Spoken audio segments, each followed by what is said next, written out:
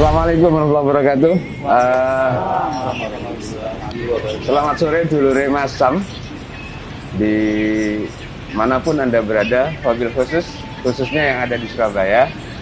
Alhamdulillah sore ini kita sedang bincang-bincang dengan beberapa orang-orang yang spesial di kanan kiri saya. Bisa nanti mungkin dikenalkan satu-satu ya. Saya manggilnya apa ini, Nek? Manggil Mbak, apa manggil Mami, apa panggil? Saya Mami, kalau ini mungkin Mbak. Oh ya, ini dulur Mas Sam, saya sedang ketemu dengan Mami. Mami Sonya. Mami Sonya. Mami Sonya itu anu ya. Bisa dibuka sebentar dong, Mami. Nah, Mami Sonya ini. Mami Sonya. Yang sebelah kanan saya Mbak Feby Damayanti. Mbak Feby Damayanti. Halo, selamat sore.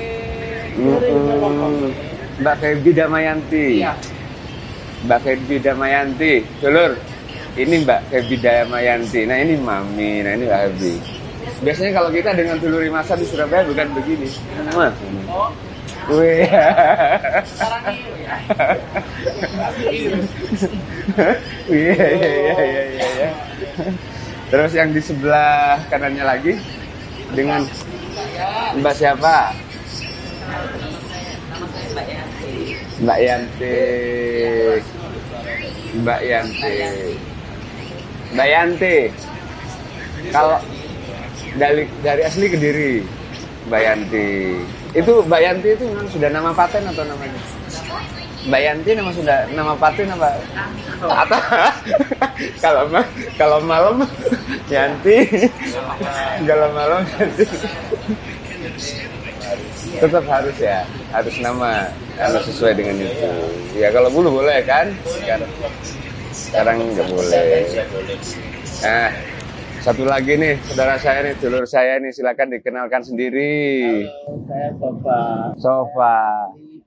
Baik, dulur Mas Sam, sore ini kita akan berbicara dan apa ya, sedikit cerita tentang ini, tentang keadaan dan komunitas Transpuan Surabaya. Komunitas Transpuan. Atau Transpuan. Ya, komunitasnya Transpuan, bukan yang lain ya.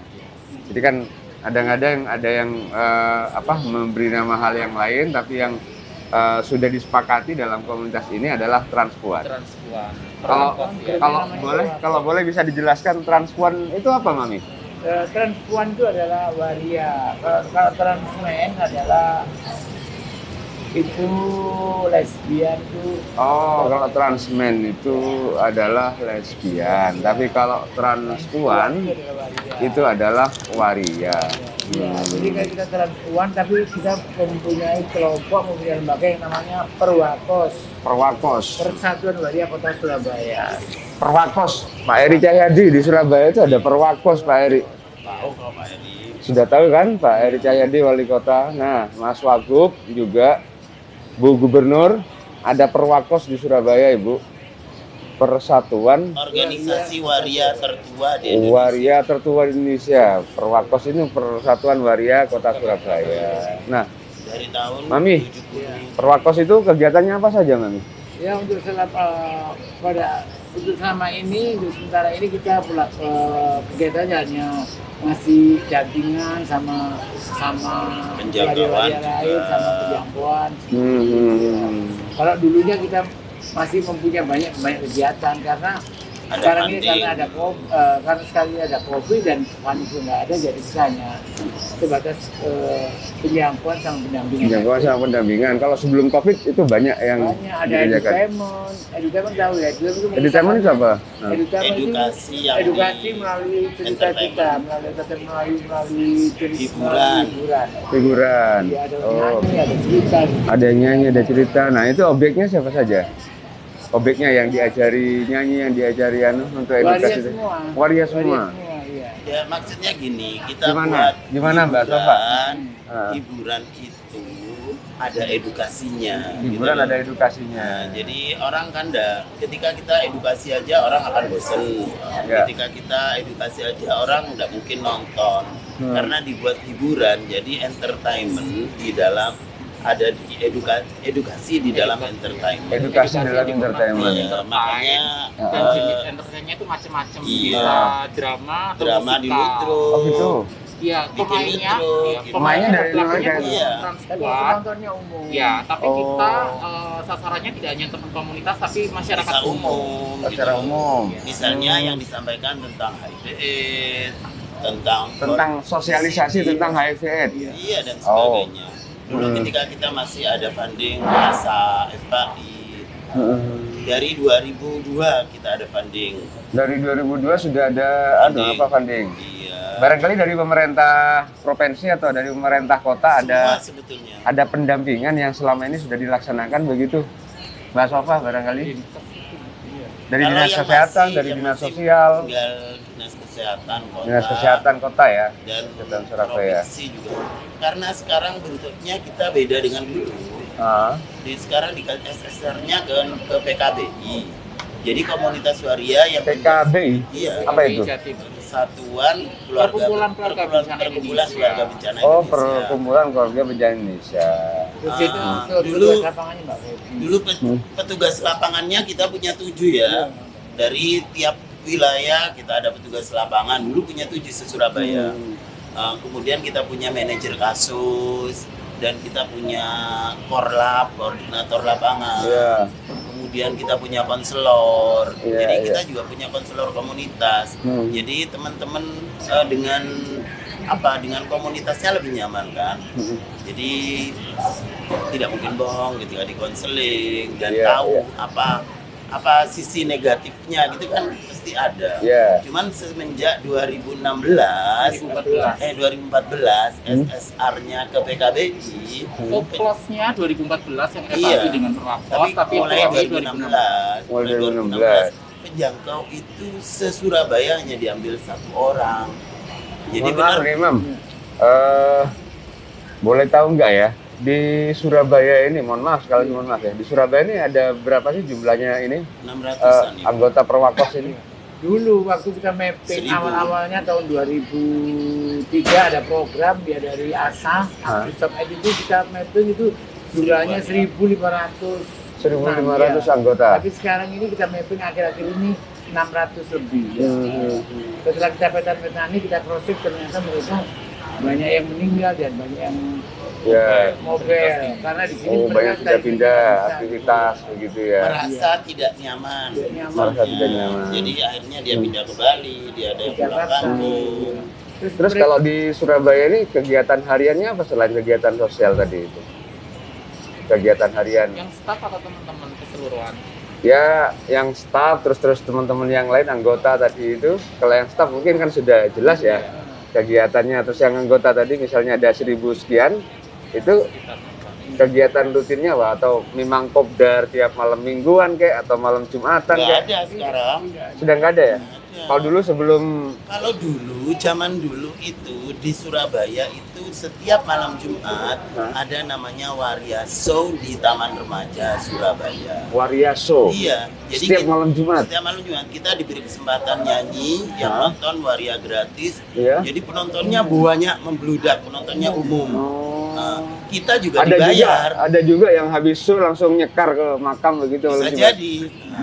Gitu loh. Jadi Gitu ya? waktu zaman Nyekar jaya-jayanya dulu deh kayaknya, Taman Remaja soalnya. 2010 ya. Nyekar dulu. Kita close 2010. Oh, close 2010. 2010. Itu tiap malam Jumat ya? Setiap malam Jumat Sekarang- kita dibayar, itu bisa dibuat kas untuk organisasi. Oh. Ada ini loh, peralihan kepemimpinan dan kebijakan baru gitu ya. Ah, Kebijakan baru, pertama ya, kebijakan ya. Oh, daerah. ketika wali kota baru, kebijakannya juga baru Iya. juga. Selain Oh, ada. itu kebijakan tidak ada judi. Hmm. Karena di Taman Remaja kan memang andalannya apa jenenge main apa namanya itu loh. Tapi Mainan intinya itu kan- tidak meresahkan masyarakat ya, tidak malah macam- ramai, malah malah banyak mengedukasi. teman-teman itu yang di luar kota bahkan di luar negeri itu mempromokan kita setiap malam Jumat. Jadi kalau ada tamu malam Ada Jumat pasti dibawa kegiatan-kegiatan. ke Taman Remaja. Nah, kira-kira nih, Mbak siapa? Mbak Feby. Mbak Feby.